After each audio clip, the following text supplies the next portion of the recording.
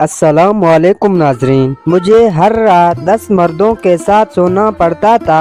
बेहतर रोजगार के चस्के देकर फरोख्त की गई लड़की की दास्तान। एक बार मेरी खाला ईद पर बांग्लादेश आया और उन्होंने मेरे वालिदा से कहा कि वो मुझे इंडिया ले जाएंगी और नौकरी दिलाएंगी ताकि हमारे गुर्बत दूर हो जाए, लेकिन मुझे यहाँ ले आकर बेच दिया गया। रोजाना 10-10 लोग मेरे जिस्म को नोचते थे। ये एक ऐसी नाबालिग लड़की की लफ्ज हैं जो बांग्लादेश की शहरी थी और उन्होंने हाल ही में इंडिया की रियासत गुजरात से वापस बांग्लादेश भिजवाया गया है। चूँकि वो नाबालिग है इसलिए हम इनका शिनाख्त जाहिर नहीं कर रहे हैं और ये इनके लिए फर्जी नाम सलमी इस्तेमाल की जा रहा है। सलमी के साथ होने वाले गुफ्तगू से मालूम हुआ कि इनको कम उम्र में ही जिंदगी की इंतहाई तजुर्बात को बर्दाश्त करना पड़ा, लेकिन फिर सलमी को गुजरात में एक तंजीम का सहारा मिला जिसने इनकी मदद की। सलमी जो नौकरी हासिल करना और पैसे कमाने की कोशिश में गैर कानूनी तौर पर इंडिया में दाखिल हुआ था कि इस इदारे में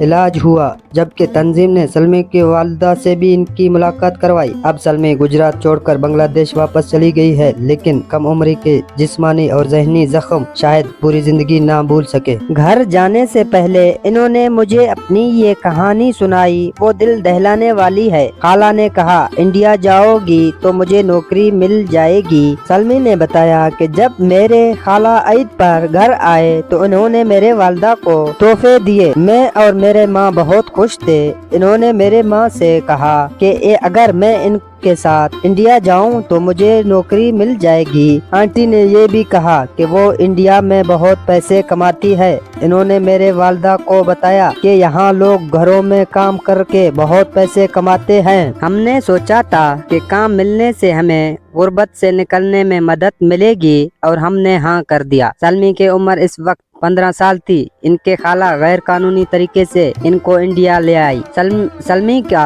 कहना है कि इंडिया आते ही इनके खाले का रवैया बदल गई। आंटी ने सलमी को बेच दिया। सलमी ने बताया कि इंडिया पहुंचने के बाद इनके खाला ने कहा कि तुम्हारे पास पासपोर्ट नहीं है, तुम्हें यहाँ गैर कानूनी तौर पर आई हो, जहाँ मैं काम दूंगी वहाँ जाना है वरना पुलिस तुम्हें जेल में डाल देगी। सलमी को हिंदी जबान भी कम ही आती थी, लेकिन इनको किसी हद तक अंदाजा हुआ कि इनके लिए मुश्किलें पैदा होने वाले हैं। सलमी ने बताया है कि एक दिन खाला मुझे एक होटल ले गया और एक आदमी से मेरा तारुफ करवाया। मैं नहीं जानती थी कि इनके दरमियान क्या बातचीत हो रही है। आंटी ने कहा कि मुझे इंडिया में रहने के लिए इस आदमी को पैसे अदा करने होंगे। सलमी को अब ये फिक्र भी थी कि अगर इनको तनख्वाह नहीं मिली तो वो अपने माँ को पैसे कैसे भेजेगी। बाज औकात मुझे 18 मर्दों के साथ रात गुजारनी पड़ती थी। सलमी की ये परेशानी यहीं से शुरू हुआ। इन्होंने जल्द ही एहसास हुआ कि इनको बेच दिया गया है। फिर हर रात को